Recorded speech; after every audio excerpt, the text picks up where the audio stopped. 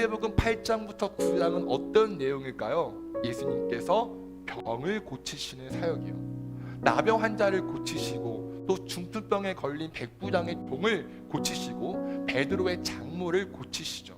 그럼 예수님께서 이렇게 가르치는 사역 이후에 병을 고치는 사역을 하신 이유가 뭘까요? 예수님의 가르침, 특히 하나님 나라의 복음이 그저 허공에 흩날리는 말이 아니라 인간의 삶의 직접적인 능력으로 이어진다는 것을 보여주시려고요. 만약에 의사가 의학적인 이론만 알고 고치지 못하면 그 이론은 아무 소용없듯이 하나님 나라의 말씀을 가르치신 예수님께서 그 말씀의 능력을 보여주시기 위해서 병 고치는 사역을 하신 것이죠. 오늘 우리가 읽은 본문에서는 예수님 자신이 누구인지를 더 분명하게 알려주시는데요. 예수님과 제자들이 배에 오르십니다. 그런데 바다에 뭐가 발생했다고요? 큰 놀이 일어났대요. 그래서 큰 놀은 큰 지진이나 바다의 폭풍우를 가리킬 때 쓰입니다. 그런데 이런 긴박한 상황에서 예수님께서 어떻게 하셨다고요? 주무신대요. 그러자 제자들이 어떻게 해요? 25절, 예수님께 나와 깨웁니다. 그리고 말합니다. 뭐라고요? 우리가 죽겠나이다. 우리가 죽어가고 있다. 죽음이 코앞에 있다라는 그런 죽음에 대한 공포를 느낄 때 쓰는 표현이에요. 사랑하는 여러분, 우리의 인생도 항해와 같습니다. 아무리 노련한 어부들이라도 전혀 컨트롤할 수 없는 위기를 겪는 것처럼 내 지혜, 능력, 경험으로는 도저히 어떻게 할 수 없는 인생의 풍파가 다 몰아쳐요. 그리고 우리의 인생 항해는 결국 죽음으로 가요. 이 죽음은 우리 물리적인 죽음뿐만 아니라 영적인 죽음, 소망의 죽음, 재정의 죽음, 관계의 죽음도 될 수 있죠. 바로 이러한 순간에 두려워하고 걱정하고 염려하고 절망하는 우리에게 예수님께서 뭐라고 말씀하세요? 26절, 어찌하여 무서워하느냐, 믿음이 작은 자들아 하며 혼을 내십니다. 그런 예수님께서 왜 이리 혼을 내실까요? 단잠을 깨어서요? 두려워해서요? 아닙니다. 그들에게 믿음이 없었거든요. 그럼 믿음이 왜 없었죠? 이유는 하나입니다. 아까 서두에서 말한 것처럼 결국 예수님이 누구신지, 어떤 분이신지 잘 알지 못했거든요. 상대방이 누군지 모른 채 쉽게 믿을 수 없는 것처럼 예수님에 대한 무지는 믿음의 성장을 방해하는 최악의 요소입니다. 여러분, 예수님은 누구신가요? 말씀 한마디로 바람과 바다를 잠잠케 하시는 분이십니다. 우는 자를 위로하시며 없는 자에게 풍성함을 주시고 천한 자를 높이시며 포로와 같은 자에게 자유를 주십니다. 약한 자에게 강함을 주시고 눈이 먼 자에게 빛을 주시며 병든 자를 고치십니다. 예수님은 죽으셨다가 3일 만에 다시 사셨으며 부활하신 몸 그대로 하늘에 올라가셨고 그 몸 그대로 이 땅에 다시 오실 만왕의 왕이요 심판자이십니다. 우리가 이러한 예수님이 누군지 모르면 믿음이 없는 자가 되고, 믿음이 없는 자가 되면 예수님과 관계없는 자가 되고, 예수님과 관계없는 자가 되면 인생의 풍랑 앞에서 두려워하거나 바람피는 그리스도인이 됩니다. 결국 영생을 누리지 못하게 되죠. 사랑하는 부천 주연하교회 성도 여러분, 우리는요 말씀을 배워야 합니다. 물론 살기도 힘들죠. 어렵죠. 이래저래 정신이 없죠.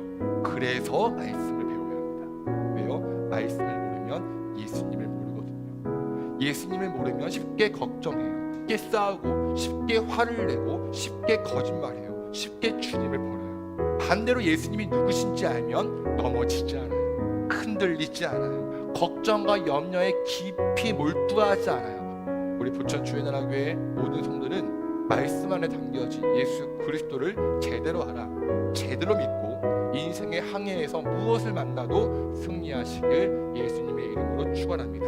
자, 그럼 예수님의 능력과 예수님의 말씀이 내 삶에 아무런 영향을 끼치지 못하는 두 번째 요인을 나누어 보죠. 양자 선택에서 예수님이 항상 두 번째이기 때문입니다. 예수님을 선택하는 것이 나에게 손해라고 여기기 때문이거든요. 만물의 주인이신 예수님께서 파도와 바람을 잠잠케 하신 이후에 가다라 지방에 도착하십니다. 거기서 누구를 만나죠? 귀신 들린 사람 2명이요. 그러자 귀신이 예수님을 향해 말합니다. 하나님의 아들이여, 당신이 우리와 무슨 상관이 있습니까? 귀신은 알고 있습니다. 예수님이 하나님의 아들이신걸요. 귀신은 귀신같이 알아요. 그러자 귀신은 어떻게 해요? 예수님의 허락을 받고 근처의 돼지떼 속으로 들어가서 돼지들을 바다에 빠뜨립니다. 이렇게 자유를 누리며 기뻐하는 두 사람과 예수님 앞에 누가 등장한다고요? 동네 사람들이요. 왜요? 자신들의 재산인 돼지떼가 죽었으니까요. 어쩌면 이 사람들이 처음에는 예수님께 막 항의하려고 재산 손해에 대한 책임을 물으려고 왔던 것 같아요.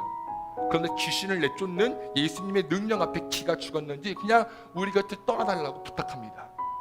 여러분, 이 돼지 주인들의 실수는 무엇인가요? 귀신도 인정하는 하나님의 아들이 눈앞에 있는데, 귀신을 내쫓은 영적인 세계의 주인 눈앞에 있는데 그분을 믿고 영접하고 섬기기는커녕 자신을 떠나달라고 부탁했다는 것이죠. 그들에게는 예수님보다 경제적인 손실이 더 큰 이슈였거든요. 예수님과 재물을 선택해야 하는 순간에 재물을 선택한 것입니다. 예수님을 선택한 것이 손해고요. 그럼 이 말씀의 거울로 우리의 삶을 점검합시다. 우리는 수없이 많은 설교를 듣고 수없이 많은 은혜를 경험했음에도 예수님을 선택하고 예수님의 길을 따라가는 것을 손해라고 여기진 않나요? 그냥 적당히 믿고 적당한 보상을 받으려고 하진 않나요? 많은 사람들처럼 넓은 길, 편한 길을 걷고 싶어서 눈에 보이는 현실이 나에게 더 중요해서 가다라 사람들처럼 예수님, 내 곁을 좀 떠나주세요 라고 말하진 않나요?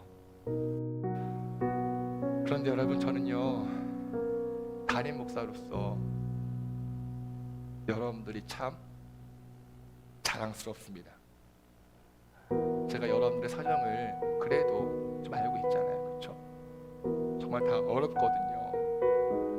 이런저런 사정과 아픔과 걱정들이 다 있어요. 그런 어려움 속에서도 주님 앞에 나와 간구하고 예배하고 주님의 도우심을 구하는 여러분들이 참 자랑스러워요. 여러분, 우리 끝까지 예수로 승리합시다. 예수로 기뻐하고 예수로 행복하고 예수로 만족하고 예수로 영생을 누립시다. 바울의 고백처럼 표대를 향하여 그리스도 예수 안에서 하나님이 위에서 부르신 그 부름의 상을 위하여 끝까지 함께 손잡고 달려갑시다.